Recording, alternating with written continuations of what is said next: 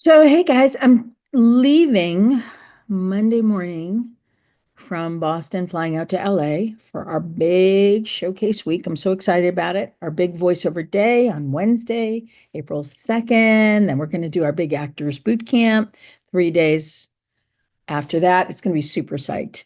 And I'm going to try to do some video while I'm on the run so you can see a little bit of the process, like behind the scenes of what goes on, how much goes on, how fast it moves, the multitasking. It's just really fun. Um, if you're interested in getting involved, let me know. We still have some spots available, I think. Don't quote me on that. But it made me think like taking a risk. How risky is it these days? When you take a risk, you maybe get on a plane, though I have people zooming in, you're still taking a risk. You're taking a risk when you do a program and you don't know what's coming and you don't know what the guests are going to be like. You don't know what they're going to say to you.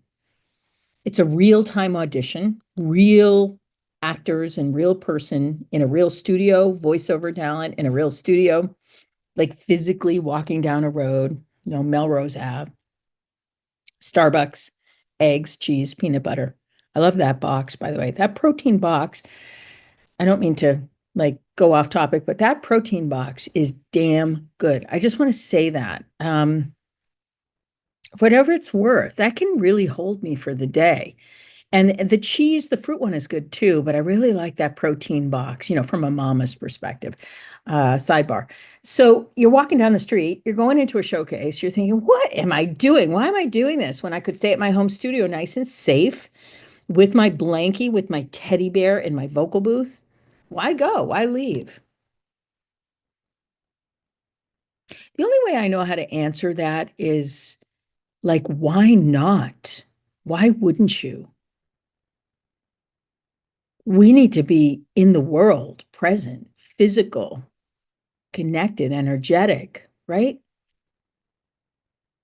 There's something very static about being in your home too long.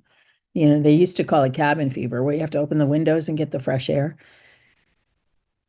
That's very oppressive for our psyches. We do need to physically, kinesthetically, from a muscular way, get out into the world and be present and be with other people. I think that's really important, especially in our industry. How do we emulate something real, a real relationship, when we're spending all day and all night on technology? I mean, ask yourself that question. Think about that. We're asked to create something that represents realness in a completely unreal environment. It reminds me of Sanford Meisner's work, who we love so much. Actor technique, right? It's the truth under imaginary circumstances. All we're asking you is to act natural under purely unnatural circumstances. Right? That came from Stanislavski. That he was a disciple of the great Konstantin Stanislavski, Russian director. You know, they knew their shit. Like they knew how difficult it was to do what we do, to create something that is reasonable, facsimile of real and connected under a Zoom circumstance, source connect circumstance, microphone, camera circumstance that has nothing to do with real life. But that's the expectation, right? So, how do we get to that? We challenge ourselves. We take a risk Tuesday, as I like to say. We get out from our comfort zone, get out from the box, get out from every cliche you've ever heard about that. And we just do it. We just make it happen. That's what we do. And then we remember what the real is. We remember how to be real, how to see real, how to sound real, and how to keep it real. Our brain immediately connects like riding a bike to what is real.